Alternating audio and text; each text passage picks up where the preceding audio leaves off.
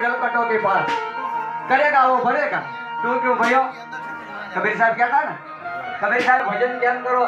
कबीरा क्यों कबीरा तेरी झोपड़ी गलकोटों के पास करेगा वो भरेगा। तू क्यों भयो उदास જે કરે એ ભોગવે એમાં મને શું વાંધો? તો આપણા બાપ યાદ કરે આપણે શું વાંધો? મગર સાબુ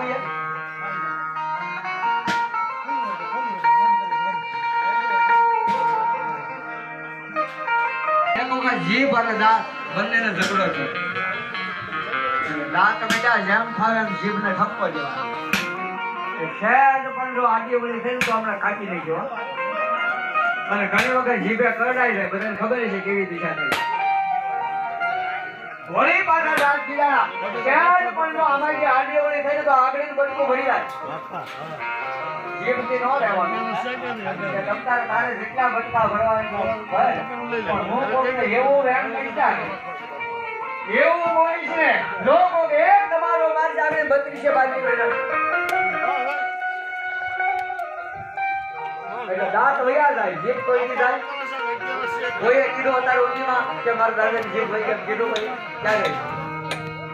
જીભ તો કોઈ નાની બનતી ગણપત આવ્યા પછી બહુ ભાવે.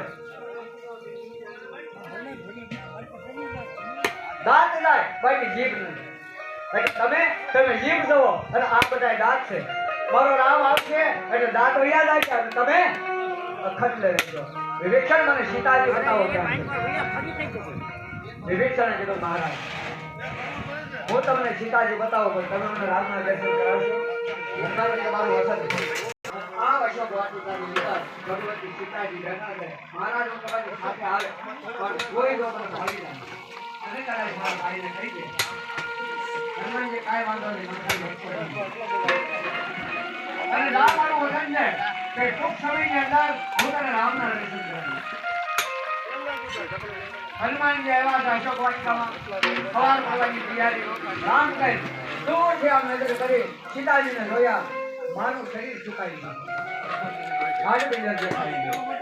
બે હાથ જોડીને હનુમાનજીએ બોલ્યા જય હો જગતજનની ભવાની હે મા હે લક્ષ્મી. આ બધી વિચાર કરવાનો યાર રાવણ મંદોદરી બીજા બે પણ આવી ઉભા થઈ ગયા. ભક્તિ સુધી પહોંચવું પછી ભજન સુધી પહોંચાય છે. જો હનુમાનજી ખાલી 5 મિનિટ વિચાર કર્યો કે માની સામે કઈ રીતે લાવ. ત્યાં તો રાવણ મંદોદરી રાક્ષસો આવી ગયા બધા.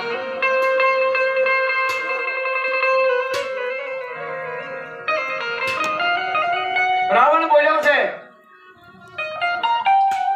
હે સુંદરી એક વખત મારી સામે જો, એક વખત મારી સાથે લગ્ન કર.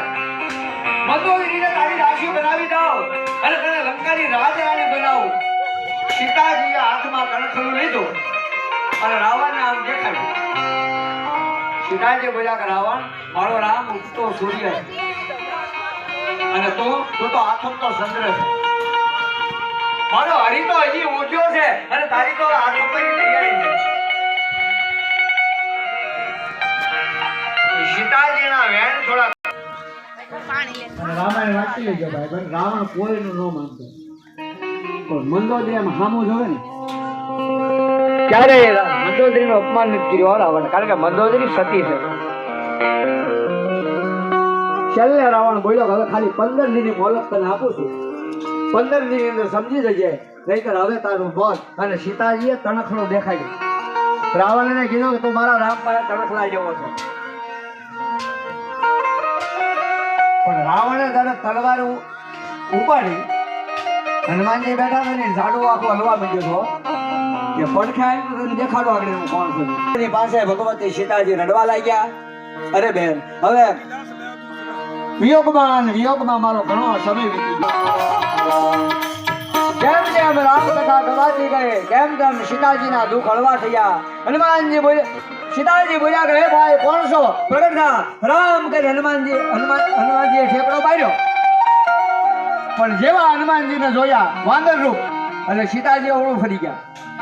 હવે અહીંયા હનુમાનજીને ખોટું ન લાગે? આપણને કોઈ એમ કહે કે બાપુ આજ ઘેર આવજો, હનુમાનજીને ખોટું ન લાગે? જો હનુમાનજીને ખોટું નથી લાગ્યો, એને બહુ સારું કર્યું કે માં મને જોઈને તો અવળું ફરી ગઈને બહુ સારું કર્યું, કારણ કે કથાકારની કથા સાંભળ્યા જેવી છે, મોઢું જોયા રેખું નથી. સીતાજી કે ભાઈ મને વિશ્વાસ નથી આવતો.